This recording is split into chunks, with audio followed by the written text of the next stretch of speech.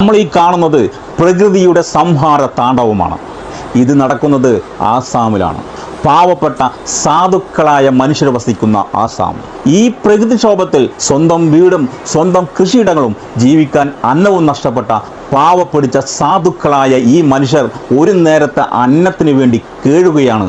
അവിടെ ഭരിക്കുന്നതാകട്ടെ സംഘി സർക്കാർ. തീർച്ചയായും അവരിൽ നിന്ന് സഹായം കിട്ടില്ല.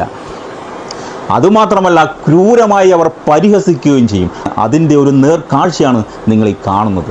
വിശന്ന് പൊരിഞ്ഞ വയറുകൾ ഒരു നേരത്തെ വിശപ്പടക്കുവാൻ വേണ്ടി ആരാണ് ഞങ്ങൾക്ക് ഭക്ഷണം തരുക എന്ന് ഭ്രാന്തമായി പരതി നടക്കുന്ന ഈ സാധുക്കളുടെ മുന്നിൽ ഹെലികോപ്റ്ററിൽ നിന്നും ഭക്ഷണപ്പൊതികൾ താഴേക്ക് ഇങ്ങനെ എറിയുകയാണ് സംഘി സർക്കാരുകൾ.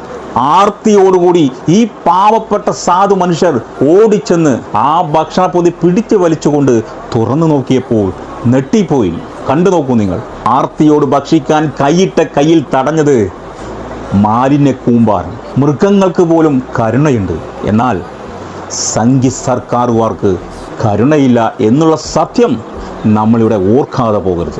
വിശന്ന് പൊരിഞ്ഞു നിൽക്കുന്നവന് ഭക്ഷണം കൊടുക്കുന്നു എന്ന് കാണിച്ചുകൊണ്ട് മാലിന്യ കൂമ്പാരത്തിൻ്റെ ബാഗുകളാണ് ഇവിടെ ഇവർക്ക് സപ്ലൈ കൊടുക്കുന്നത്. ക്രൂരമായ ഹിംസ്ര ജന്തുക്കൾക്കിടയിൽ പെട്ടുപോയ മാൻപേടകളെ പോലെ നിസ്സഹരായ നിരാലംബരായ ഇവരുടെ മുഖത്തേക്കൊന്ന് നോക്കൂ. ഇതിൽ നിങ്ങൾ കരുണ കാണുന്നുണ്ടെങ്കിൽ നിങ്ങൾ മനുഷ്യരാണ്. അല്ലാതെ നിങ്ങൾ ഇത് പരിഹസിക്കുകയാണെങ്കിൽ തീർച്ചയായും നിങ്ങൾ മനുഷ്യരക്തം കുടിക്കുന്ന നരഭോജികളാണ്.